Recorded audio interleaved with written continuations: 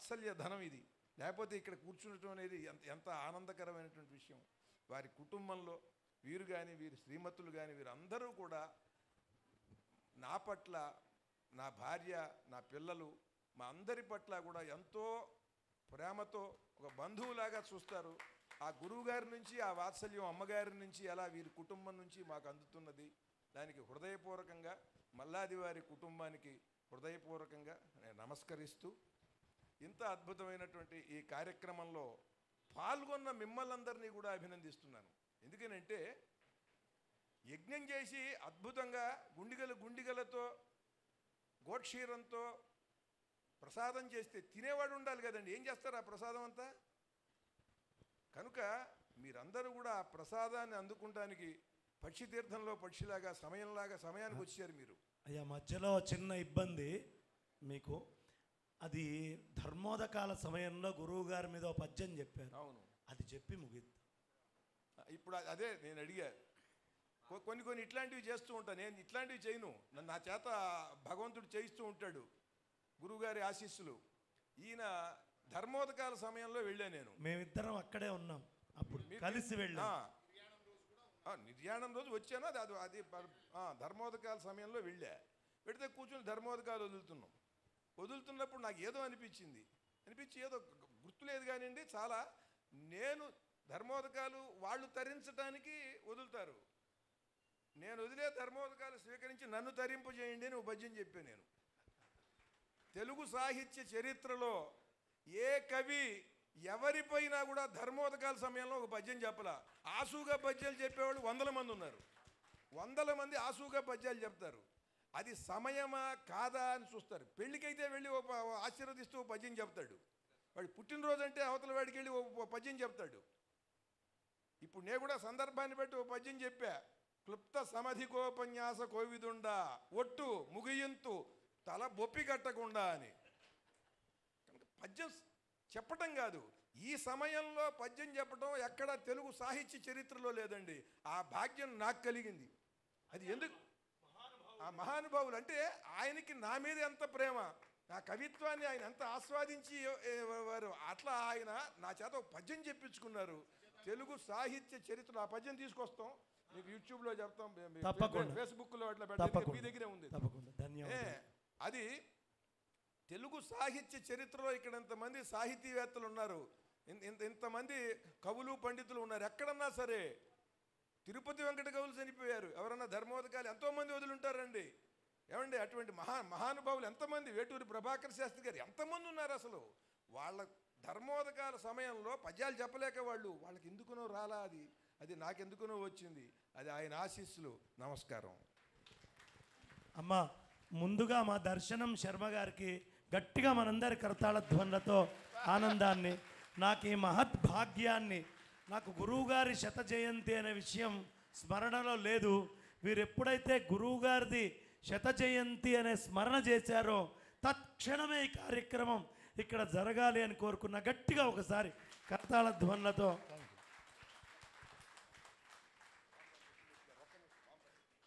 మా రామరాజ్ సత్యమూర్తి గారు, వారు ఎప్పుడూ 1 నిమిషం కంటే ఎక్కువ మాట్లాడరు, అది గ్యారంటీ, ఏకవాక్యంగా ఉంటుంది వారికి. వారు 1 నిమిషం దాటి మాట్లాడితే మీకు పద్మశ్రీ ఇస్తాం. అయ్యా, అందరికీ నమస్కారాలు. వేదిక మీద ఉన్నటువంటి పెద్దలకి, ముందున్నటువంటి వారికి. నిజానికి ఈ మీ ఆశీలైనటువంటి వాళ్ళ పాదాల చెంత కూర్చునేటువంటి అర్హత కూడా నాకు లేదు. కేవలం జనవితుల వారి ద్వారా మల్లాది వారిని దర్శించుకోవడం, అనేక సార్లు వాళ్ళ ఇంటికి వెళ్ళటం, అదొక్కటే నాకు మహాభాగ్యంగా భావిస్తూ నాకు ఈ అవకాశం ఇచ్చినందుకు ధన్యవాదాలు తెలియజేస్తూ ముగిస్తున్నానండి. ఆయన చెప్తారు, ఎందుకనంటే నేను మహాపండితుడిని, పెద్ద ఉపన్యాసకుడిని కాదు, ఎంత తక్కువ మాట్లాడితే అన్నిసార్లు నన్ను ఎక్కువ పిలుస్తారు, అందుకని నేను తక్కువ మాట్లాడతానంటారు ఆయన. ఒక్క విషయం చెప్తానండి ఈ సందర్భంగా.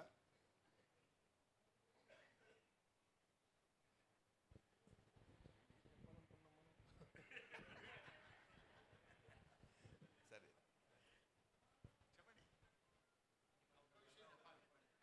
ఇంటికి వచ్చినప్పుడల్లా పాట పాడేవాడిని. ఇప్పుడు ఏదో గుర్తొచ్చింది, గబుక్కుని మీరు మళ్ళీ ఏదో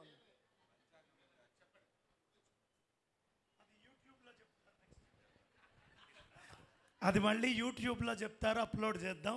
అప్పటిదాకా మనం ఎదురు చూస్తూ ఉందాం ఎప్పుడు వస్తుందా మా జొన్న విత్తుల వారి అఫీషియల్ ఛానల్లో అని చెప్తూ,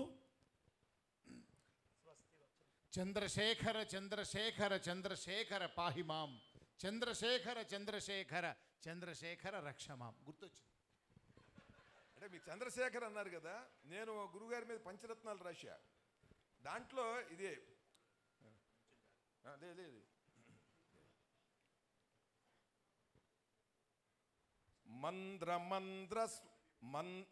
దర్శన శర్మ గారు మంద్రగళం మునన్ పరమార్థముల్ ప్రవచింపుచున్ ఇంద్ర సద్గురు దీప్తితో ద్విజేంద్రులై బుధవంద్యులై సాంద్రమౌ రసరమ్య వాక్కుల సంద్రమై నినదించుమా చంద్రశేఖర శాస్త్రి గారికి సజ్జనావళి సన్నుతుల్.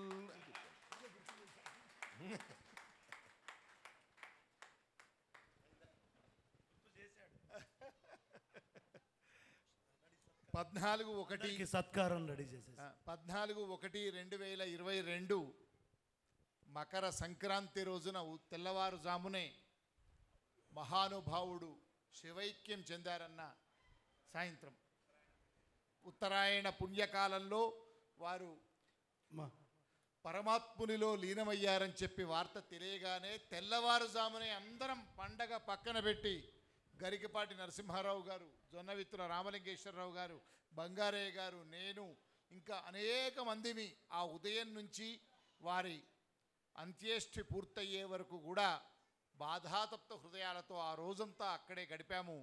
అటు తర్వాత సాయంత్రం చాలా ప్రయత్నం చేశారు జొన్నవిత్తుల గారు. మేము ఇలాంటి మహానుభావుడికి అధికార లాంఛనాలతో జరగాలని తాపత్రయపడ్డాం.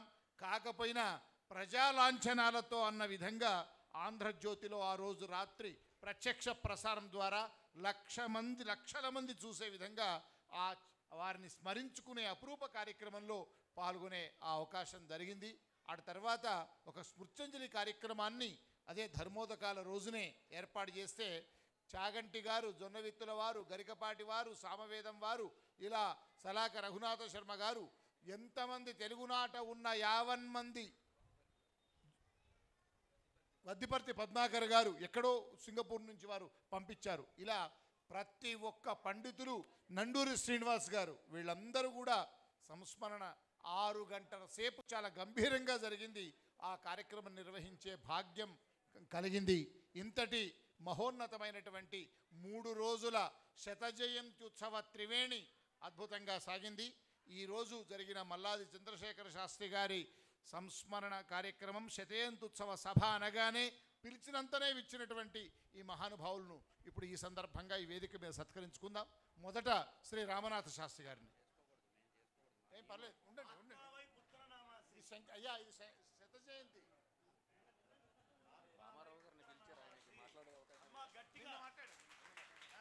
నిన్న మాట్లాడారు భాగవతం రామారావు గారు, నిన్న మాట్లాడారు. అది శంకర జయంతి అండి, మల్లాది గారి సభలో కాదు. అయ్యా, ఇది శంకర జయంతి ఉత్సవ సభగా అతిథుల సత్కారం.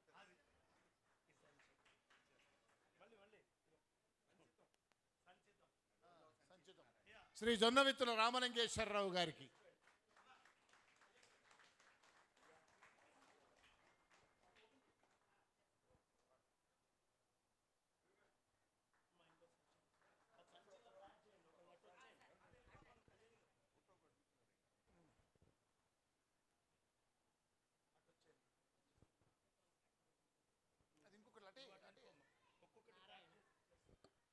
బ్రహ్మశ్రీ మల్లాది వీరరాఘవ శాస్త్రి గారికి.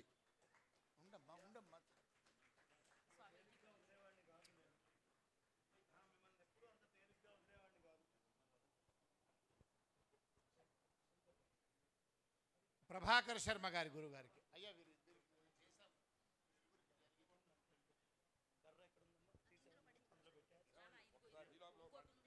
సన్మానం జరిగి చిన్న విషయం చెప్తానండి. బాలమురళీకృష్ణ గారి దగ్గరికి వెళ్ళి ఏమిటి విశేషాలు అన్నారు ఆయన. అంటే మల్లాది చంద్రశేఖర శాస్త్రి గారి ఇంటికి వెళ్ళానండి, ఆయన మీ గురించి ఎప్పుడు చెబుతూ ఉంటారు, మీ నాన్నగారు సైకిల్ మీద ఎక్కించుకుని తీసుకెళ్లేవారు రేడియో స్టేషన్కి మిమ్మల్ని చిన్నప్పుడు. ఆయన అవన్నీ చెబుతుంటారనంటే ఒకసారి వాళ్ళ ఇంటికి వెడదాం మనం, నాకు వాళ్ళందరినీ కూడా కలుసుకోవాలని ఉంటుంది అన్నారు ఆయన. అది వచ్చి ఈయనకి చెప్పా. ఈ చెప్పిన దగ్గర నుంచి ఈయన ఎప్పుడు వీళ్ళ ఇంటికి వెళ్ళినా, ఏవయ్యా బాలమురళిని తెస్తానన్నావు ఎప్పుడు ఎప్పుడు అని నన్ను బాలమురళి గారి గురించి అడగటమే తప్ప ఇక మిగతా విషయాలు ఆయనకి మనసులో లేదు. బాలమురళి రావాలి అని 7-8 సార్లు అయ్యింది. ఆయనేమో అక్కడి నుంచి రావాలి, వచ్చినప్పుడు కూడా ఈయన వీళ్ళ ఇంటికి రావడానికి కుదరాలి. ఈ పరిస్థితుల్లో ఒక 6 నెలలండి ఆయన పెద్దవాడు అయిపోయాడు, ఈయన పెద్దవారు. నేనేమో ఆయనేమో నేను ఒకసారి వెళ్ళాలి, ఇట్లాంటి వాళ్ళని కలుసుకోవాలన్నాడు ఈయన. సరే ఇలా నేను మదన పడుతున్నా, ఎప్పటికవుతుంది ఇది నేను అన్న మాటని. ఉన్నట్టుండి ఓ రోజున సత్యసాయి నిగమాగమంలో బాలమురళి గారు ఏదో సంగీత కచేరీకి వచ్చారు. వస్తే నాకు తెలిసి నేను అక్కడికి వెడితే వీళ్ళిద్దరూ పక్క పక్కన కూర్చుని తుళ్ళి నవ్వుతున్నారండి. వీడి కాళ్ళకి నమస్కారం పెట్టాను. గురుగారు మీరిద్దరూ కలిశారు, నాకు సంతోషం అండి. నిన్నాళ్ళు తీసుకురాలేదని అనేవారండి అని అంటే, దాందేముంది లేవయ్యా అన్నీ కుదరద్దా అని మళ్ళీ అప్పుడు అన్నారు. అది అలా బాలమురళి గారిని ఈయన్ని కలిపేటువంటి అదృష్టం నాకు కలిగింది. నమస్కారం. ఒక్క నిమిషం. బాలమురళి గారు అంటే ఒక చిన్న అనుభవం నా కళ్ళ ముందు జరిగింది చెప్తాను. బాలమురళి కృష్ణ గారికి యాబిట్స్ తాజ్మహల్లో ఘనంగా సత్కరించడానికి ఒక సంస్థ వారు నిర్ణయించి ఎంతో బతిమిలాడితే ఆయన రాను అన్నారు హైదరాబాద్. కేవలం ఈ కార్యక్రమం కాదు, ఏదైనా వేరే దానికి వచ్చినప్పుడు దాంతోపాటు ఇది కనిపించామని కాదు అని వీళ్ళు పట్టుబట్టి ₹1,00,000 వారికి కానుకగా ఇస్తూ బ్రహ్మాండమైన శాల్వా వగేరా వారి స్థాయిలో వారికి ఆయనకి లక్షలేం తక్కువ కాదు. వాళ్ళు చివరికి ఆయన్ని ఎట్లా ఒప్పించారంటే ఆ కార్యక్రమానికి మల్లాది చంద్రశేఖర శాస్త్రి గారిని అధ్యక్షత కోసం పిలుస్తున్నాం అన్నారు. అయితే వస్తున్నానన్నారు ఆయన. అది అంటే ఒక స్థాయి దాటిన వాళ్ళకు ఉండే పరస్పరం ఉన్నటువంటి మర్యాద, గౌరవం, ప్రేమ అవి.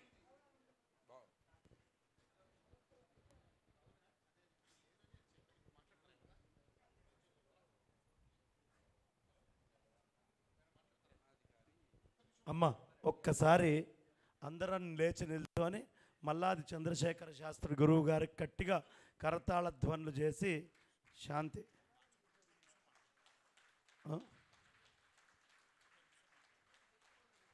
అయ్యా బాచంపల్లి గారు. అయ్యా నమస్కారం అండి అందరికీ. సభ వేదిక మీద ఉన్నటువంటి పెద్దలందరికీ నమస్కారాలు తెలియజేస్తూ, మా గురువు గారు పౌరాణిక సార్వభౌములు అభినవ వ్యాసులు మల్లాది చంద్రశేఖర శాస్త్రి గారి శత జయంతి ఉత్సవ సభ.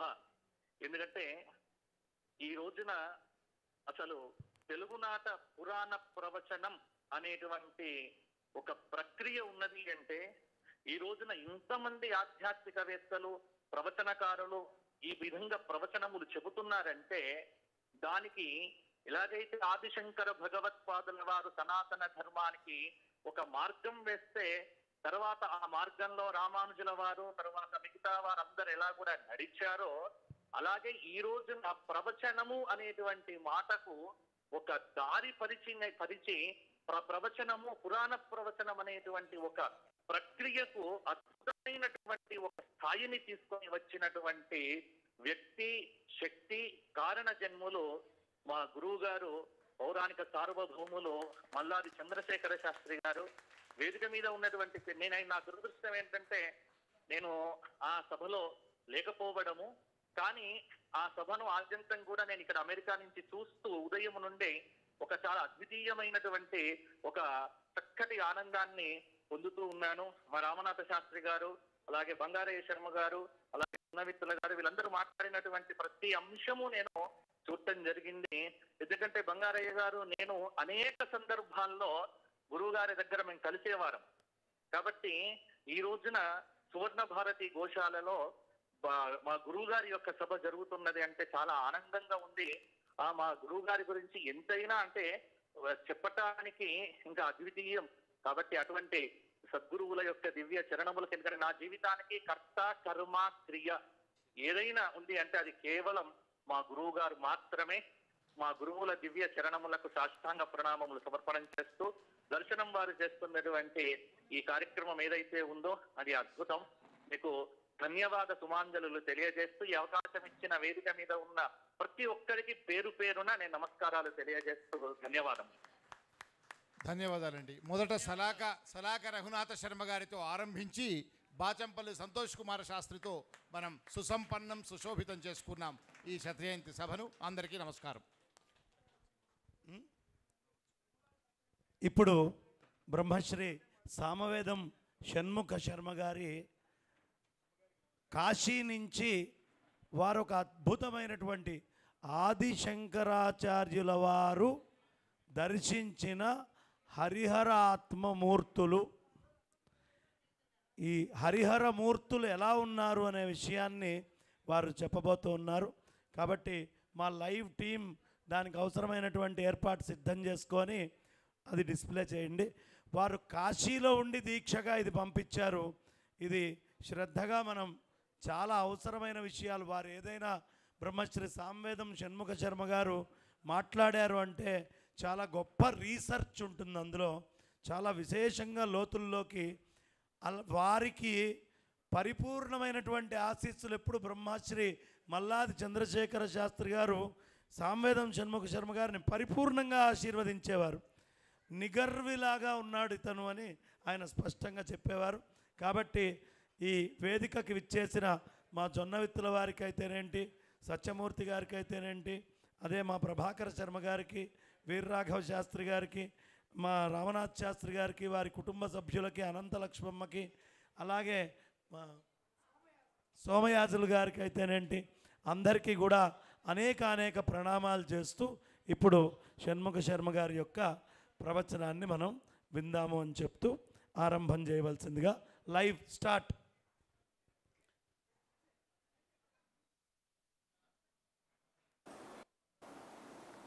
అంతరాయతి మిరోపశాంతయే